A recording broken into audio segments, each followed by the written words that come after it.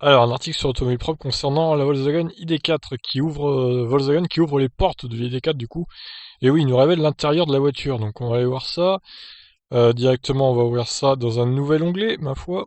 Voilà, ça va être plus direct. Alors, vous voyez, petit liseré bleu, petit écran sympathique orienté vers le conducteur. Bon, ça ressemble beaucoup à la ID3, hein. De toute façon, ça sera la même plateforme. Donc c'est pas étonnant que ce soit quasi similaire pour le coup. Donc bon, il décrit un peu l'intérieur, hein, dans le début de ses articles. Donc directement issue de l'ID3, l'instrumentation est elle aussi numérique. Comme pour la compacte, elle pourrait être complétée en option par un dispositif d'affichage tête haute. Ouais, ça c'est pas très utile selon moi, mais bon, c'est vrai que ça peut plaire à certaines personnes. Alors le liseré bleu, je ne sais pas si on peut le changer de couleur par exemple, si on peut mettre du rouge, du orange, du vert. Je ne sais pas. Ça serait pas mal de pouvoir changer de couleur pour le coup, pour personnaliser un peu sa voiture. On verra bien si c'est possible sur l'ID3, du coup, ça c'est la clé. Donc ouais, l'écran qui a l'air assez qualitatif, bien que l'écran, il me paraît pas très très grand en fait. Donc pour commander toute la voiture, ça va être un peu, peut-être un peu juste à voir à l'usage.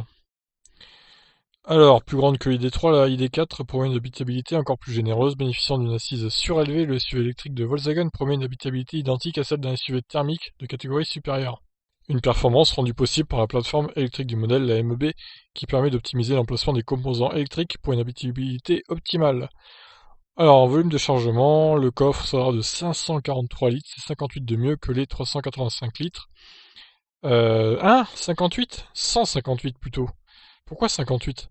Excusez-moi, sur Automobile Propre, est-ce que vous savez compter? Parce que là, il y a quand même une erreur, hein. Il manque un 100. Alors oui, du coup, la ID4 aura moins de coffre que la Skoda Enyaq, qui aura 585 litres.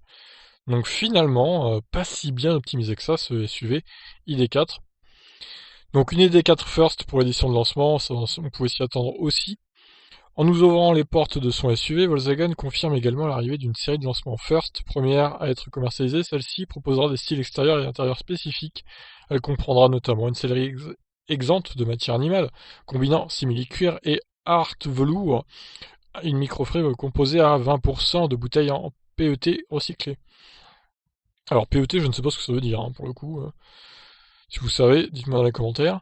Sur la partie technique, rien n'a encore été annoncé. On imagine toutefois que ce Volkswagen ID4 reprendra les mêmes éléments que le nouveau Skoda Enyaq, révélé le 1er septembre à Prague. Donc oui, ouais, c'est vrai que ça pourrait être de 109 kW à 225 kW. Donc les batteries, pareil, 52, 58 ou 77 kWh. Entrée en production fin août, la ID4 sera officiellement révélée fin septembre.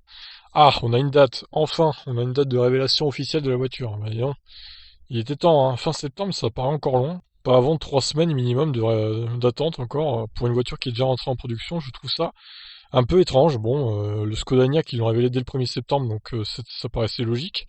C'était une date plutôt correcte. Mais là, la ID4, pourquoi attendre autant de temps? En fait, je comprends pas, c'est bizarre. Comme si ils savaient pas trop quelles seraient les caractéristiques finaux de cette voiture, hein. C'est étonnant. Bon, bah écoutez, je vous laisse réagir sur les images de l'intérieur.